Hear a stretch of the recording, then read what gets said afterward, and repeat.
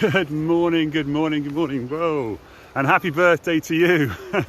Hope you didn't think I was going to fall down the cliff there. It's quite a steep drop though, to be fair. Happy birthday to you. Welcome to the first day of the rest of the life, because every day is your birthday if you choose to celebrate life, and why wouldn't you?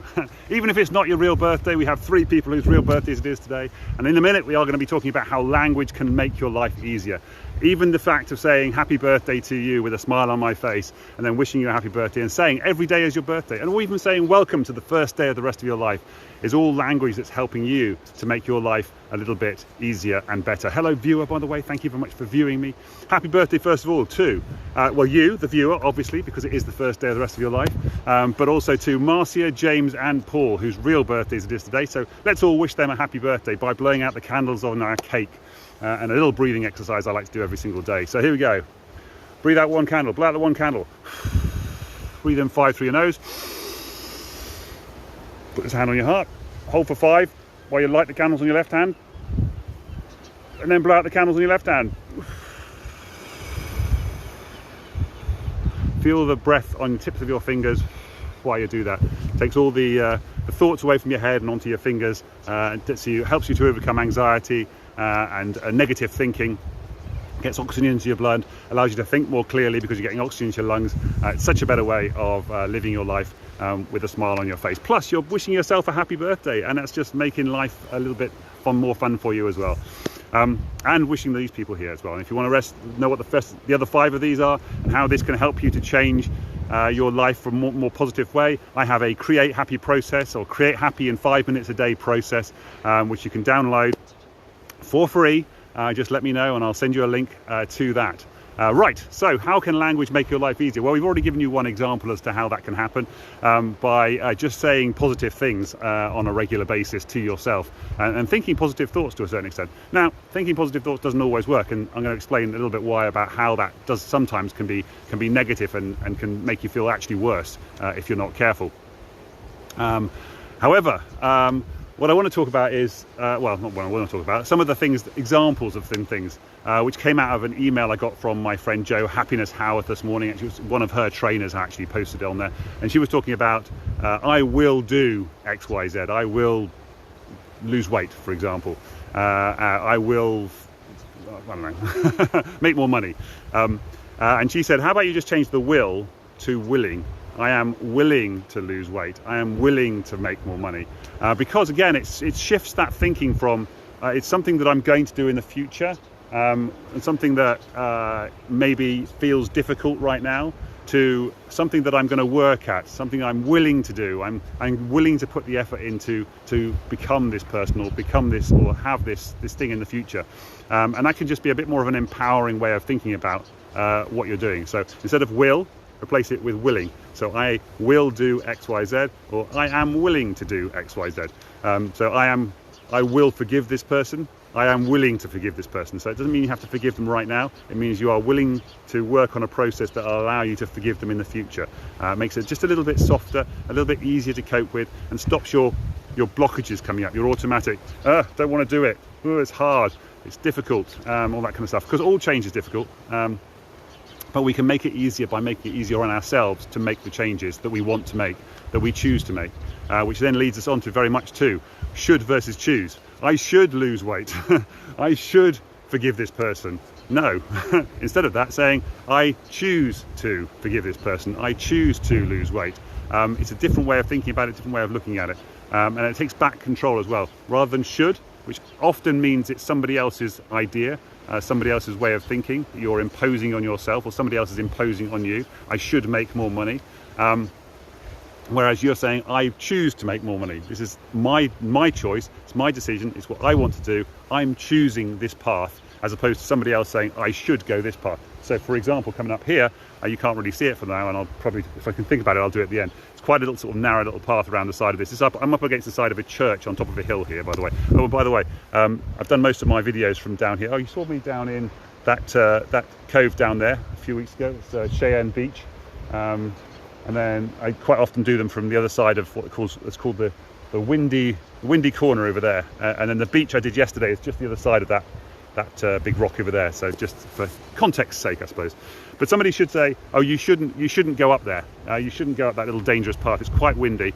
But I knew that I'm choosing to go up here, and I'm going to make it really safe for myself. I'm going to lean way against the wall so that the wind can't just kind of lift me off and push me off. I'm going to brace myself as I'm coming around the corner here. I'm going to make it safe for myself. So I'm choosing to do this and not listening to somebody else who's saying, oh, you should do that, or you shouldn't do that, or you should take the safe route around the side. There isn't a safe route, actually, to be honest, up here. But you understand what I mean. And then the other one that I've talked about in the past, which is when people talk about affirmations and they say, I am rich, I am a millionaire, I am loved, and all this kind of stuff. And then sometimes your brain can then go, yeah, but that's not true. Yeah, but that's not true. And all those yeah buts come in and cause us some problems. And they cause blockages, and they stop us from making the effort to move things forward by blocking us from the possibilities of the future. So instead of saying, I am a millionaire, to start with, you can say, I am becoming a millionaire, or I am becoming a slimmer person. I am becoming a person who makes more money. I am becoming somebody who helps people overcome depression, for example. Morning, Claire. Nice to see you on here. So again, it allows you to say, I am becoming, and then it's a process. So then it's the stuff that you're doing that's going to get you to that point. And then after a while, you can then start saying, oh, no, I am. And then you can start believing that I am this person. I am this person who will become this future version of myself, rather than the person who I am now is nowhere near the person I'm going to be. So it then becomes a real sort of disconnect between I am a millionaire and I'm really not. So that's just ridiculous. That's just stupid. Why would I even think that? And you stop saying it to yourself. But if you say I am in the process of becoming a millionaire, then you can go, oh yeah, that's possible. That's valid now. That's not an invalid statement. I am in the process of becoming a millionaire. And then, of course, as time goes on, you can then start saying, no, I can believe this is possible for me. And then you can start saying, I am a millionaire. Then you can start seeing this future version of yourself that you can step into and enjoy and recognize. Another version of this, by the way, is also is to put yourself in the future and say, imagine that you are that millionaire and you're talking back to the person who you are now. In fact, I heard a beautiful version of this the other day. Actually, this is one of the things that I was going to put on one of these talks and I forgot about it. Oh, no, I didn't forget. I ran out of time and it just didn't get into the list, which is to say, we all worry about if we went back in the past and we made a small change in the past. You know, people talk about, for example, killing Hitler, and it's like, oh, what would the consequences become of that? What would be the consequences of meeting my grandfather? Then maybe my grandfather doesn't meet my grandmother, and then I don't exist anymore. And there's like all these tiny little things you could do in the past that could change and influence the future. And of course, the great thing is that actually, if you think about it, all those little things that you could do in the past to massively change your future, the future from the past perspective, you could do now. You could do these little tiny things now and change your future self massively. So imagine all the things that you're doing right now, all the tiny little things that you're doing right now that could have a massive change on the future you. So imagine if you're the person in the future, you're this person way over here in the future, and you're talking back to your however old you are right now,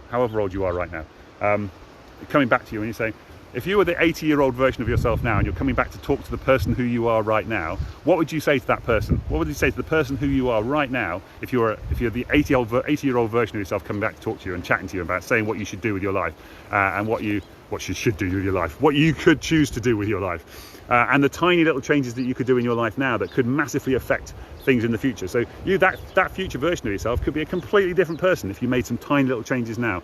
And it's just about having that language inside your head that allows you to think that way and think more expansively from where you are right now. Something else I've got in the notes below is the fact that children, so again, you look where you are now, you look back at when you were a child. Children have not yet been limited by society. They get limited by the rules that are imposed upon them. They are honest and open and persistent and unashamed and non-judgmental children. They don't care what anybody else thinks. They just get on with the thing that they want to get on with. They ask incessantly, mummy, mummy, mummy, mummy, mummy, daddy, daddy, daddy, daddy. Can I have this? Can I have this? Can I have this? Can I have this? Insistent. They don't care if they look stupid. They'll dress up in ridiculous clothes, just have a bit of fun. And then society eventually over time imposes these things on us and starts making us think that things are impossible and not possible. And the question then becomes, is it actually impossible? Or is it just impossible for you right now with the current knowledge and skills that you have? Or is it possible that you can turn that into I'm possible?